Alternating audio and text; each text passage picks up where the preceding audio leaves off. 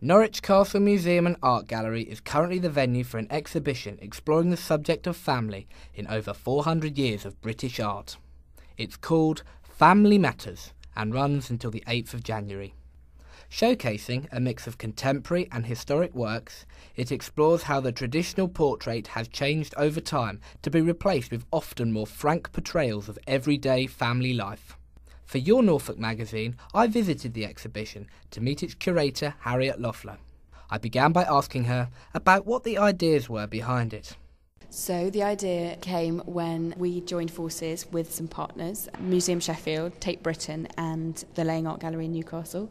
And the idea was to come together and do a partnership project, which is a 4-year project called the Great British Art Debate.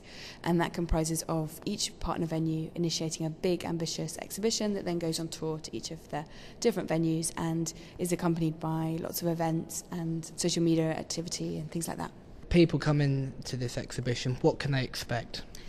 I think that they should expect the unexpected. I think that there's a huge amount on display that people will know, and there's also a huge amount that people won't know. So we have artists that are kind of national treasures, including David Hockney, Tracy Emin potentially, Grayson Perry, but also lots of historic work by Gainsborough, Joshua Reynolds. We have a piece by Vanessa Bell and Stanley Spencer, Walter Sickert. I mean, there are many, many names.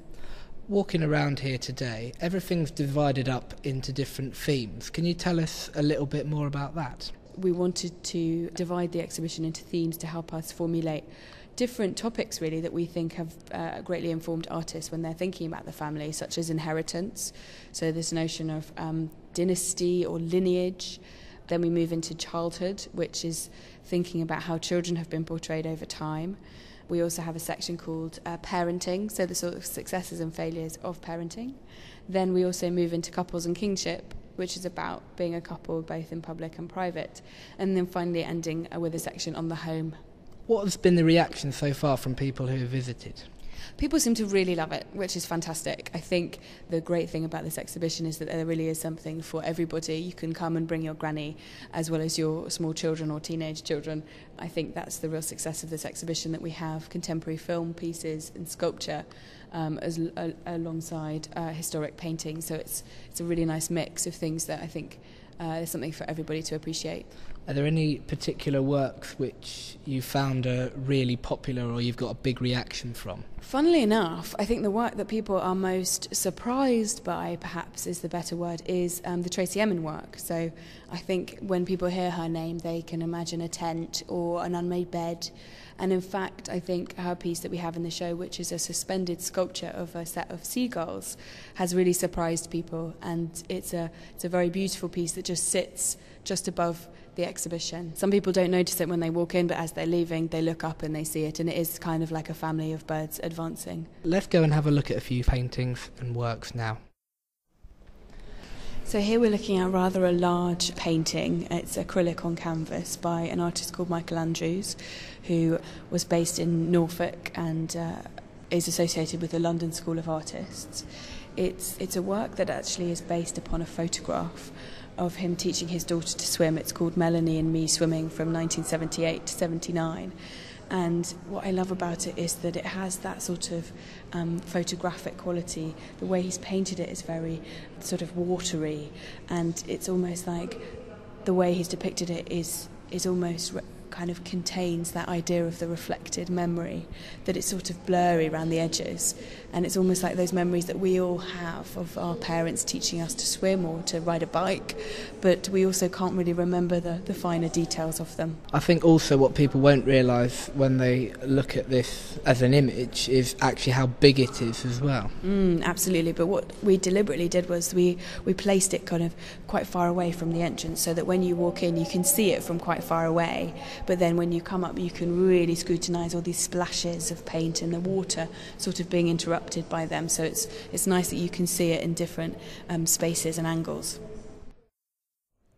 And here we have a pot by Grayson Perry, and what he does with a lot of his work is use traditional media such as embroidery and ceramics to actually comment upon more contemporary issues, perhaps sort of environmental concerns or darker subjects.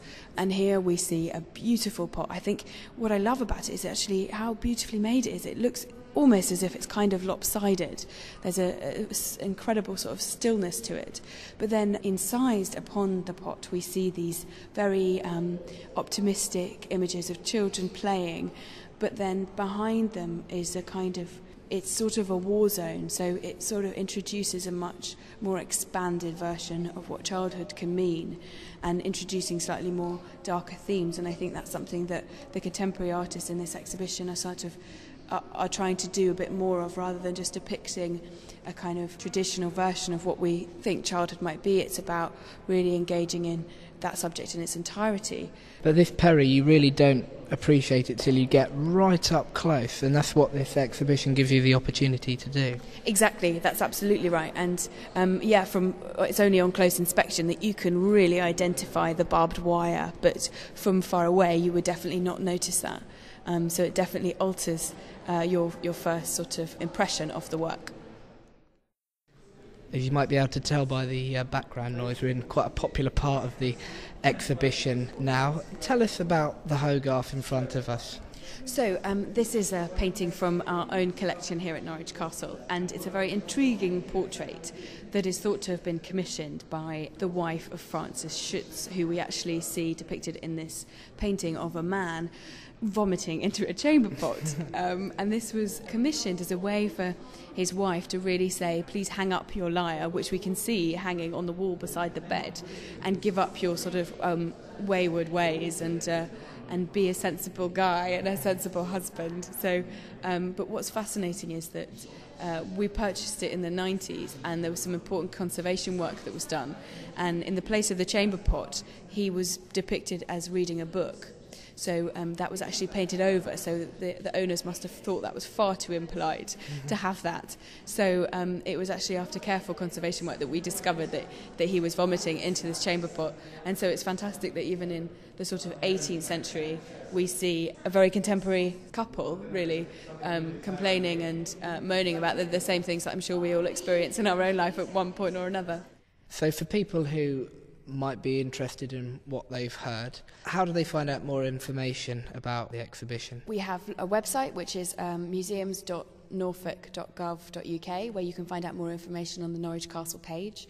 You can follow us on Twitter, which is Norfolk Museums. We also have a Facebook page, which is the Norfolk Museums and Archaeology page, and also we have lots of telephone numbers, so if people would rather not use the internet, then they can just phone up, and the number is 01603 493625. Brilliant. Thank you very much for showing me around this afternoon, Harriet. No problem, thanks for coming. The Family Matters exhibition at Norwich Castle Museum and Art Gallery, running until the 8th of January. I'm Ashley Sale, and this has been a Norfolk County Council podcast.